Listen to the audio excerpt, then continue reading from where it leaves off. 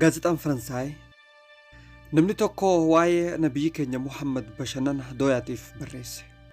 Agarsiisichi kan gaggeeffamu edana Paariisitti. Nabiyyi keenya xiqqeessan dubbiin dadhabe. Sayyida keenya xiqqeessan saaduu uumamtootaa. Osoo namataa kiyya taate na yaachisu. Garuu diinii keenyaa fi nabiyyi keenyatti dullaan du'eetiin itti ka'a. Sayfii kiyya luqqifa ruhinuu na bayaa jiraattu. Morma kiyyas nama. Hattan foon koo qircattuu cicciran akka guyyaa qiyaamaa nabi rabbii fuula keessa ilaaluu danda'utti. Isaaf daara ta'ee daaraa sanaa ka'ee nan lola. Jarri nuti loluun kabajaa takka akka hin qabne hojii isaanii kanatu ragaadha.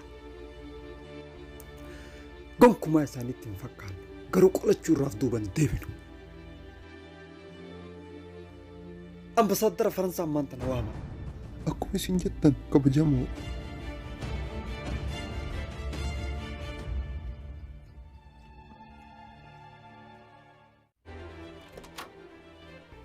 Achuma dhaabat. Kabajamoo mootii. Tidura Hartizal keessummaadhaan baasii keenyatti. Eenyu? Dhimma xiqqoo tanaaf si waamanne sitti fakkaata. Miti? Maaliif nama mattarre? Kabajamoo ambasaaddar. Nuti musliimoonni nabiyyi keenya ulfaataa baay'ee jaallanna. Kanaaf jaalattoonni isaanii baay'een isaaf jecha lubbuu isaanii wareegan. Nutis shakkii tokko malee mata bitataanaaf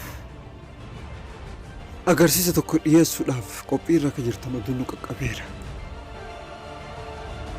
Rasuula keenya xiqqeessuu of keessatti qabata. Ani Sulxaan Abdul Hamid, Iraaq, Sooriyaa, Jabal Lubnaan, Hijaaz, Qooqaaz, Anaadoolii fi akkasuma sulxaana magaalaa guddittii. Ani khaliifaa Islaamaa Abdul Hamid Khan.